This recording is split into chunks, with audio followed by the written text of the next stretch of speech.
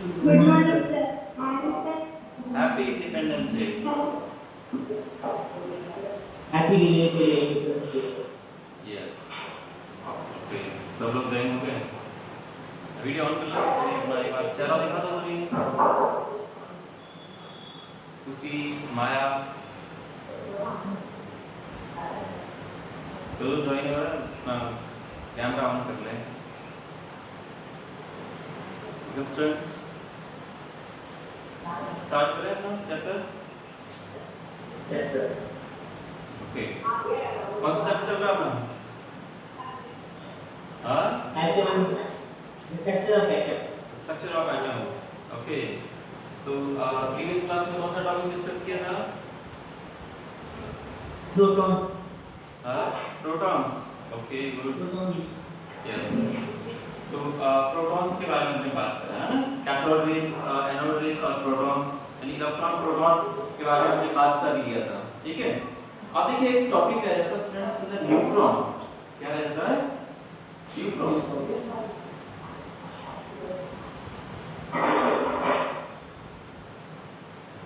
इस न्यूट्रॉन के बारे में अपने को पता करना है। देखिए इलेक्ट्रॉन के बारे में आपको कैसे पता लगेगा? इलेक्ट्रॉन के बारे में कैसे पता लगा आपने? कैथोड रेज एक्सपेरिमेंट करा था जे थॉमसन ने, तो उसे पता चल गया था क्योंकि नेगेटिव पार्टिकल थे इलेक्ट्रॉन्स, तो वहां से पता चल गया था। ठीक है, और प्रोटॉन का पता कैसे चला है? एनोड रे वाले एक्सपेरिमेंट से। एनोड रेज किसने करा था? प्रोटॉन का डिस्कवरी किसने करा? Proton Goldstein. गुड, किसने करा? हां, प्रोटॉन का गोल्डस्टीन। अब रह गया तीसरा एक न्यूट्रॉन। कौन सा रह गया? न्यूट्रॉन।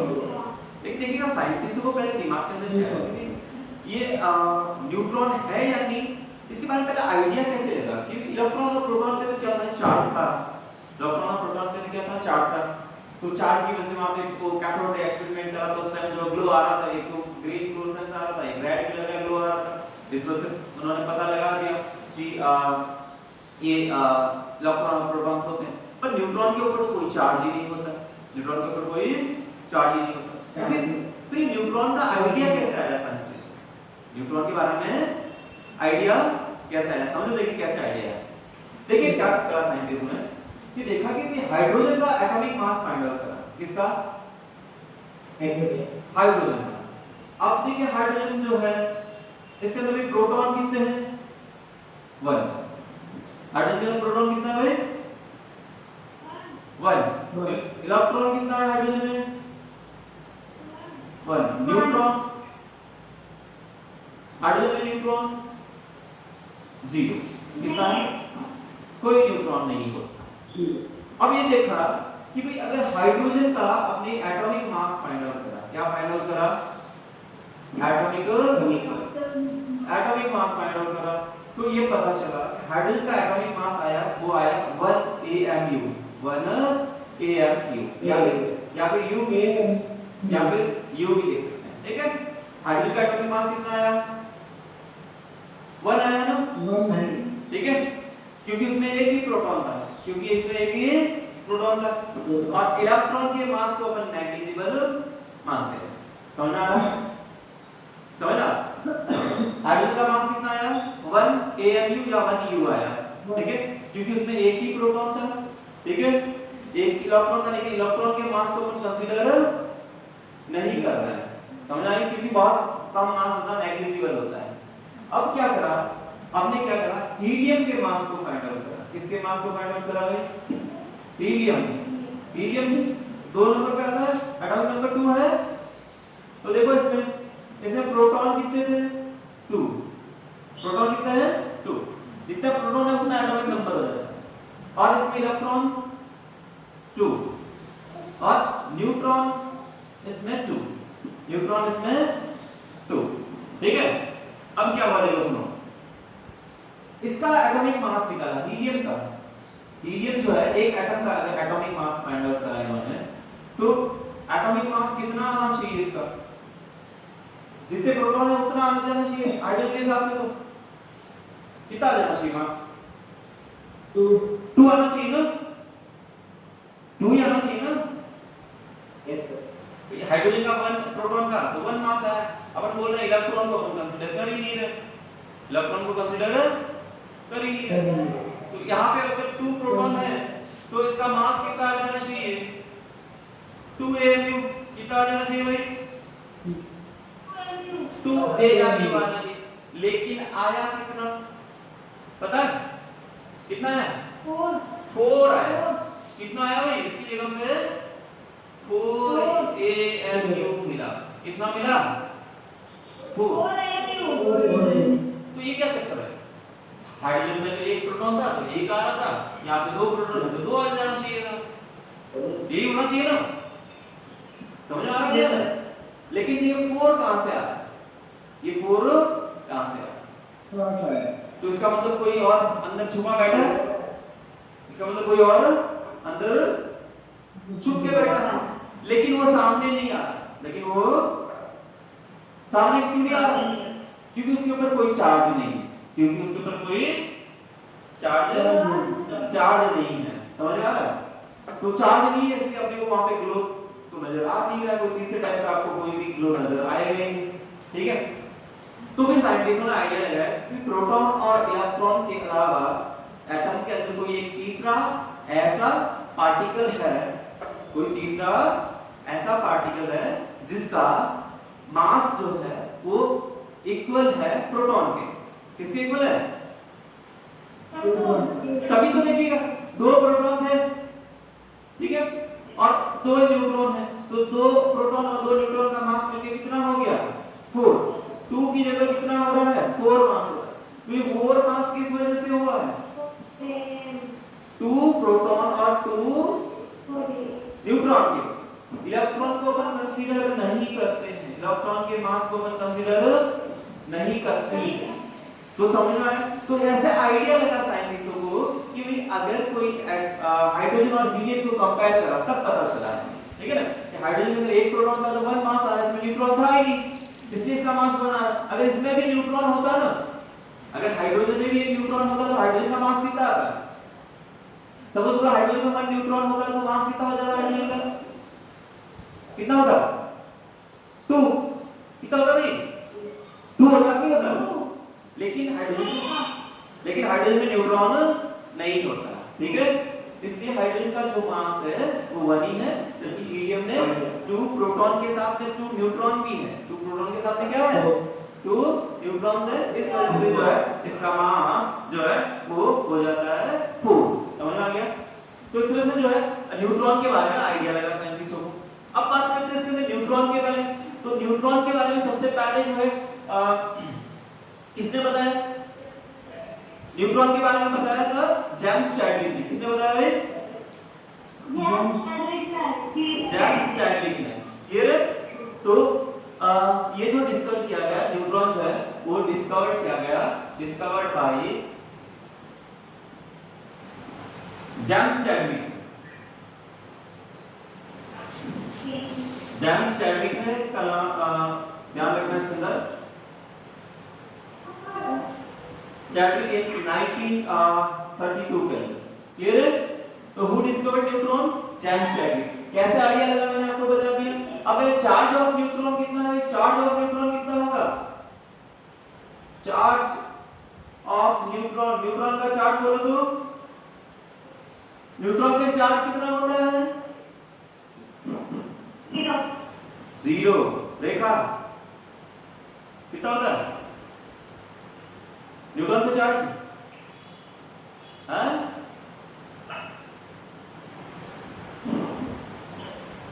कौन बताएगा? नीलेश? अरे न्यूट्रॉन पे चार्ज ही नहीं होता ना, न्यूट्रॉन पे कोई चार्ज होता ही नहीं, तो न्यूट्रॉन पे चार्ज 0, न्यूट्रॉन का चार्ज 0। अब बात करते हैं अपन न्यूट्रॉन का मास। किसका मास की बात करते हैं? मास of neutron, mass of neutron, mass of neutron. तो न्यूट्रॉन का मास किसके इक्वल होगा? किसके इक्वल होगा? इलेक्ट्रॉन के। न्यूट्रॉन का मास, हाँ बोल बोल, हाँ नीति बोलो, सही बोल रहे हैं। किसकी किसके इक्वल होगा? अरे प्रोटॉन के इक्वल है। किसके इक्वल है? तो mass of neutron equals to mass of proton. तो अब मेरे को बताओ प्रोटॉन का मास कितना है? प्रोटॉन का मास कितना है?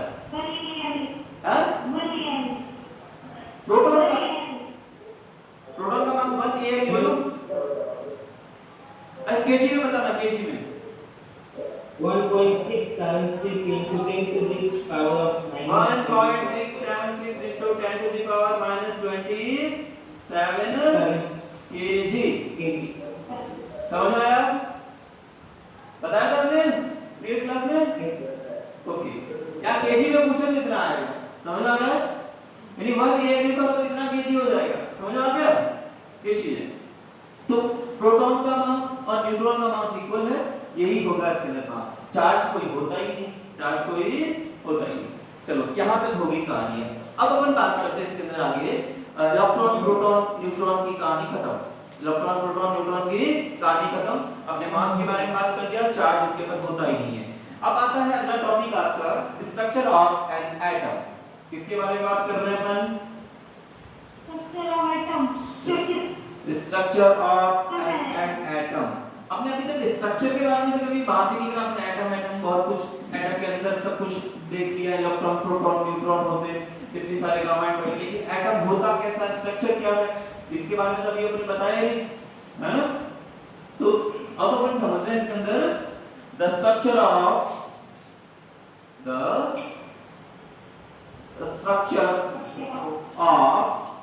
An atom. एक एटम का स्ट्रक्चर अपन समझेंगे। अब देखिए एटम के स्ट्रक्चर को एक्सप्लेन करने के लिए, समझाने के लिए अपन यहाँ पे अलग-अलग मॉडल्स दिए गए साइंटिस्ट के द्वारा। सबने अपने-अपने हिसाब से इसको एक्सप्लेन करा था, ठीक है? तो जो सबसे पहला जो मॉडल आया था, जो सबसे पहला जो एटम के स्ट्रक्चर को समझाने वाला जो मॉडल था, वो था J Thomson's model of an atom. किसका मॉडल है? जे थॉमसन, ठीक है? Model of an atom. देखिएगा जे थॉमसन ने सबसे पहले एक एटम के मॉडल को समझाने की कोशिश किया था। इस मॉडल का नाम था प्लम पुडिंग। कौन सा मॉडल था? Plum pudding. मॉडल का नाम था प्लम पुडिंग। ये प्लम पुडिंग ये एक्चुअली क्या है? एक स्वीट है। क्या है? एक स्वीट है या फिर एक केक को बोलते हैं। इसके अंदर वेस्टर्न कंट्रीज के अंदर जो क्रिसमस केक होता है उसको ये यूज करते हैं, ठीक है? Plum pudding. तो इस मॉडल के अंदर क्या बताया मैंने, समझना क्या बताया थॉमसन ने कि भी एटम जो है ना वो एक स्फेरिकल मास होता है। क्या होता है? एटम जो है एटम एक स्फेरिकल मास होता है, यानी एक ऐसा गोला होता है एटम जिसके अंदर एटम एक ऐसा स्फेरिकल गोला होता है जिसमें पूरा जो पॉजिटिव चार्ज है, उसका पूरा पॉजिटिव चार्ज है वो इस पूरे स्फीयर के अंदर ऐसे फैला हुआ होता है। क्या बताया इन्होंने? ये जो पूरा इसके अंदर एरिया है ना, इसके अंदर ये कैसा है? Positively charge area. कैसा चार्ज है? Positively charge area. Positively charge area. जैसे अपन भाई पूरा केक खाते हैं ना, तो इतना बड़ा जो केक है ना पूरा स्पंजी, वो पूरा पॉजिटिव चार्ज एरिया है। अब उसके ऊपर जगह-जगह पे क्या हो गया, अंदर थोड़े ये ड्राई फ्रूट्स वगैरह लगे होते हैं, या वो चेरी वेरी लगाते हैं, नहीं लगाते? हां, या फिर स्वीट हो तो अंदर ड्राई फ्रूट्स लगाते हैं, नहीं लगाते? हां, तो वैसे ही इसके अंदर बताया कि ये जो पॉजिटिवली चार्ज एरिया है ना, इस पॉजिटिवली चार्ज एरिया के अंदर ऐसे जगह-जगह पे जैसे ये किशमिश होती है लगी हुई, है ना? मिठाई के अंदर किशमिश होती है या ड्राई फ्रूट्स होते हैं, जिस तरह से इसके अंदर नेगेटिवली चार्ज पार्टिकल्स होते हैं। इस तरह से क्या होता है इसके अंदर? Negatively charge particle. तो ये बताया इन्होंने negatively charge particle, negatively charge particles. अब लेकिन ये नहीं बताया इन्होंने लेकिन ये पार्टिकल कैसे, ऐसा कोई सिस्टम नहीं बताया मैंने। अब कभी बेटा ही बना दो, उसमें ड्राई फ्रूट लगा दो, ऐसे एकदम सिस्टमेटिक ढंग से लगा दो, जहां पे जगह मिली वहां पे लगा देते हो, नहीं लगा देते हो? हैं? ये तुम ऐसे स्केल से माप के लगा दो, बराबर डिस्टेंस से लगाना, ऐसा होता है क्या? हाँ नहीं, ठीक है। तो देखिएगा इसके अंदर क्या बताया इन्होंने कि एटम एक स्फीयर है, गोला है, जो पूरा पॉजिटिवली चार्ज है। कैसा चार्ज है? पॉजिटिवली चार्ज है, और उसमें जो है रैंडमली कोई फिक्स जगह नहीं है, कोई फिक्स अरेंजमेंट का कोई पैटर्न नहीं है। उस रैंडमली जो इसमें नेगेटिवली चार्ज पार्टिकल यानी इलेक्ट्रॉन्स, नेगेटिवली चार्ज पार्टिकल बोले तो इलेक्ट्रॉन्स, बोले ये नेगेटिवली चार्ज पार्टिकल इस पॉजिटिवली जो चार्ज स्फीयर होता है उसके अंदर जुड़े रहते हैं, एम्बेडेड होते हैं। एम्बेडेड का मतलब क्या होता है? दसे होते हैं। क्या होते हैं? दसे होते हैं, अंदर जगह जगह पे ऐसे फिट होते हैं। समझ में आया? अब एक चीज और बताया इन्होंने कि एटम के अंदर जो है इसका जो मास है ना, पूरा एटम का जो पूरा मास है वो पूरे एटम के अंदर फैला हुआ है, पूरे एटम में ही फैला हुआ है। नेक्स्ट चीज बताया इन्होंने कि जो एटम के ऊपर जो चार्ज है, एटम के ऊपर जो चार्ज है वो जीरो चार्ज है, न्यूट्रल है एटम। कैसे बताया न्यूट्रल? इन्होंने कि बताया कि ये जो पॉजिटिव चार्ज जितना है उतना इसके अंदर नेगेटिव चार्ज भी होता है। क्या बताया इन्होंने कि जितना पॉजिटिव चार्ज होता है उतना क्या होता है? नेगेटिव चार्ज होता है। इसका मतलब क्या आएगा? पूरा एटम न्यूट्रल, एटम क्या हो जाएगा? न्यूट्रल हो जाएगा। समझ आ गया? ठीक है। तो ये तो मॉडल था जे थॉमसन का मॉडल। किसका मॉडल था? जे थॉमसन का मॉडल। तो समझ में आया जे थॉमसन का मॉडल? कौन सा मॉडल है जे थॉमसन का? क्या नाम है जे थॉमसन के मॉडल का? Plum pudding model. कौन सा मॉडल है? Plum pudding model. ठीक है, ओके। अब बात करते हैं इस मॉडल की। हाँ बोलो। इस मॉडल की कुछ लिमिटेशंस है। हाँ बोलिए। न्यूट्रॉन की प्रॉपर्टीज तो बताई नहीं, न्यूट्रॉन के बारे में कुछ भी नहीं बताया। प्रॉपर्टीज तो बताई नहीं। न्यूट्रॉन के बारे में बात ही नहीं करी इन्होंने। न्यूट्रॉन के बारे में इन्होंने बात ही नहीं करी। समझ में आ गया? केवल इलेक्ट्रॉन और प्रोटॉन्स के बारे में बताया, इतना ही बताया। हाँ बोलो। न्यूट्रॉन के बारे में बताया कुछ, जैसे प्रोटॉन की प्रॉपर्टीज बताई, न्यूट्रॉन की प्रॉपर्टीज नहीं बताई। न्यूट्रॉन की प्रॉपर्टी बतानी है, तो चार्ज बताना है न्यूट्रॉन का, जीरो चार्ज होता है। ठीक है, और दूसरा है उसके अंदर चार्ज भी है, तो दूसरा वो मैग्नेटिक फील्ड, इलेक्ट्रिक फील्ड, उसके अंदर कुछ भी अफेक्ट नहीं करेगा। ठीक है, और मास उसका कितना होता है यही बताना है उसका। ठीक है, बाकी प्रॉपर्टी चार्ज नहीं होने की वजह से अपन यहाँ पे बात नहीं करते। समझ में आ गया? इसलिए अब देखो सुनो, ये हो गया थॉमसन का प्लम पुडिंग मॉडल। तो इसकी लिमिटेशंस क्या है? देखिए इसकी लिमिटेशंस समझना, इसकी यही क्या क्या कमियां हैं। लिमिटेशन का मतलब इस मॉडल की क्या क्या कमियां थी। तो देखिए पहला लिमिटेशन आपने लिखा है Thomson model of an atom consider an atom to be the sphere of uniform positively charge, है ना? क्या बताया इन्होंने कि थॉमसन ने बोला कि इसके अंदर पूरा जो एटम है ना उस पूरे में पॉजिटिवली चार्ज स्फीयर है, पूरा एटम ही जो है वो पॉजिटिव चार्ज का गोला है, ये बोला। जो कि आगे एक एक्सपेरिमेंट समझेंगे अभी अपन, रदरफोर्ड एक्सपेरिमेंट। किसका एक्सपेरिमेंट समझेंगे? Rutherford gold foil experiment. तो देखिए रदरफोर्ड का गोल्डफॉइल एक्सपेरिमेंट करा, उनके कुछ रिजल्ट आए, वो तो इनसे कहीं मैच ही नहीं खा रहे, वहां तो जमीन आसमान का अंतर नजर आ रहा। तो इस वजह से जो है रदरफोर्ड के हिसाब से तो जो एटम के अंदर जो पॉजिटिव चार्ज एरिया है ना वो पूरे एटम के अंदर होता ही नहीं। रदरफोर्ड का एक्सपेरिमेंट का रिजल्ट क्या बताता है कि एटम के अंदर जो पॉजिटिव चार्ज एरिया होता है वो पूरे एटम के अंदर नहीं होता, केवल एटम के सेंटर में ही पॉजिटिव होता है। क्या बताया? रदरफोर्ड का एक्सपेरिमेंट क्या बता रहा है कि एटम के अंदर जो पॉजिटिव चार्ज एरिया है ना वो केवल कहां पे? एटम के सेंटर में ही है, पूरे में फैला हुआ नहीं है। जबकि थॉमसन तो बोल रहे हैं कि पूरे एटम के अंदर पॉजिटिव चार्ज है, लेकिन ऐसा नहीं है। तो एक तो कमी ये होगी रदरफोर्ड सॉरी थॉमसन के मॉडल की। दूसरा है कि थॉमसन साहब क्या बोल रहे हैं कि एटम जो है, एटम का जो मास है, थॉमसन क्या बोल रहे हैं एटम का जो मास है वो पूरे एटम के अंदर फैला हुआ है। क्या बोला? एटम का जो मास है वो पूरे एटम में फैला हुआ, जबकि ऐसा नहीं है। एटम का जो मास है वो मेनली उसके न्यूक्लियस में ही होता है। कहां पे होता है? न्यूक्लियस में होता है, क्योंकि न्यूक्लियस में ही होते हैं प्रोटॉन और न्यूट्रॉन। प्रोटॉन और न्यूट्रॉन की वजह से तो मास होता है, इलेक्ट्रॉन की वजह से कुछ होता नहीं है ज्यादा, ठीक है। तो इस ये दो कमियां हैं, दो लिमिटेशंस है किसकी, J.J. Thomson model. J Thomson model की। फर्स्ट लिमिटेशन तो क्या होगी, एटम के अंदर जो पॉजिटिव चार्ज एरिया वो कंप्लीट जो है उन्होंने बोला स्प्रेड होता है, जबकि ऐसा नहीं होता रदरफोर्ड के अकॉर्डिंग।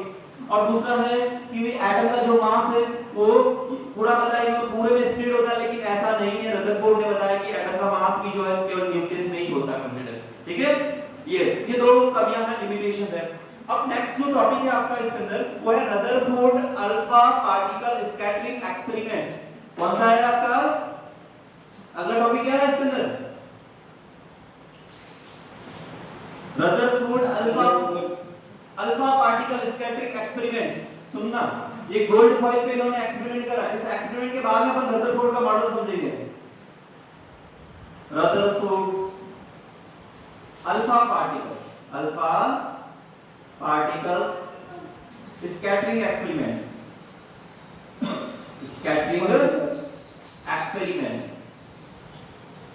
मैं आज एक्सपेरिमेंट समझाऊंगा इसके, और इनने क्या ऑब्जर्वेशन करा वो समझेंगे, फिर इसका रिजल्ट्स क्या निकला, और फिर इस बेसिस पे, इस एक्सपेरिमेंट के बेसिस पे ही रदरफोर्ड ने अपना एक मॉडल दिया था, ठीक है। तो ये जो है इसके अंदर रदरफोर्ड का मॉडल अपने को समझना है। इसके अंदर गोल्ड फॉइल एक्सपेरिमेंट करा था। कौन सा एक्सपेरिमेंट करा था, गोल्ड फॉइल एक्सपेरिमेंट करा है, ठीक है। देखिए अपना क्लास का टाइम खत्म होने जा रहा है। रदरफोर्ड का एक्सपेरिमेंट थोड़ा बड़ा है, इसको समझने में थोड़ा टाइम लगेगा, ठीक है। क्लास का टाइम ओवर हो रहा है। तो अगला टॉपिक अपन डिस्कस करेंगे रदरफोर्ड अल्फा पार्टिकल एक्सपेरिमेंट। समझ में आ गया, ये हम नेक्स्ट क्लास में लेंगे क्योंकि अभी कंप्लीट हो नहीं पाएगा, अपना टाइम खत्म होने वाला है क्लास का। तो सुनो, देखिए आज हमने दो टॉपिक डिस्कस किए, एक तो न्यूट्रॉन के बारे में और दूसरा किसमें डिस्कस किया आपने, atomic model, J Thomson atomic model, और उसका लिमिटेशंस क्या है। समझ में आ गया, ओके। इससे पहले कुछ डाउट हो तो वो पूछ लीजिए, क्लास का टाइम खत्म हो रहा है। कोई अधिक नए स्टूडेंट्स कौन से ज्वाइन हो गए इसके अंदर,